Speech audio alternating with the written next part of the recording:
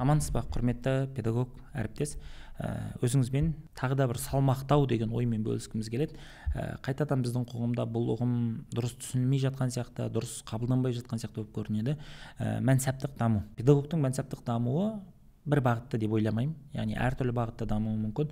Біздің енді көбінесе елестететініміз сол мектеп мұғалімінің, мектептің меңгерушісі болуы, одан кейін директор болу, одан кейін әкім болу деген сияқты сондай бір траекторияда ғана елестетіп жатамыз. Асан Жолдас мырзамен болған сұхбатта мына бір қызық ойлар айтылды, соған бір назар аударып жіберсеңіз. Бірінші күндері мен шапқылап, енді мен үйреніп қалғам, жаспыз ғой, не шал емеспіз. Мұғалімдер келсе жүгіріп оларға тамақ беріп, оларға несі жазып, артынан шауып жүрсем, орман қарайды, біртүрлі сен жынсың ба? Мектепте де басқаша екен.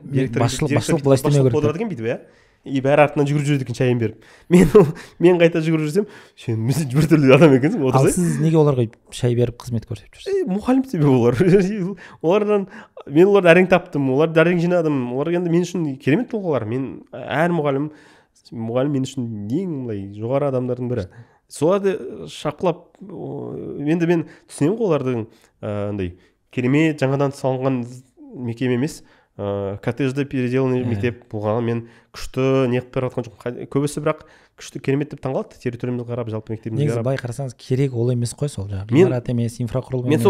Мен сол ғимараттың онша емес екенін түсініп, шаршап шапқылап жүрсем, ақшасын жақсы төлеумен, сонда да тағы да бір қызықты бір енді керемет мұғалімдік кабинетін жасамаған екен, әрқайсысына ноутбук жасап бердім, әрқайсысына кофе машина, қымбат бір 800 мыңға кофе машина бердім. Ананы максимально бір сервис жасап жүрмін ғой. Себебі олар мен үшін, мен оларға үшін қызметкермін, мен солардың слугасымын деп жүгіріп жүрмін. Асан мырза иерархиялық тұрғыдан жоғары тұрса да, мектеп директоры ретінде мектеп мұғалімдерін өзінің ой санасында әлдеқайда жоғары қойып тұр. Бұдан бір мынандай түйін жасағымыз келеді. Мектеп директоры иерархиялық тұрғыда жоғары тұрса да, идеологиялық тұрғыда мектеп мұғалімі әлдеқайда жоғары. Өйткені ол тікелей баламен қарым-қатынасқа түседі. Сағаттап баланың қасында болады, сол баланың әлем картинасын былайша айтқан кезде пішіндей алатын бірден бір адам. Асан мырза өзінің осы сұхбатында тағы бір мынандай ойды айтады. Мен енді қазір мектеп менеджментінде жұмыс бабымен кірісіп кеткенмен, мен қайтадан сабақ бергім келеді. Бұйырса осы биылда бұл кісінің жоспарында қайтадан геометриядан сабақ бергісі келеді. Өйткені сол сабақ беру барысында баланың көзіндегі отты көрген кезде мен шынайы бір педагогикалық бақытты тапқандай болам деп айтады.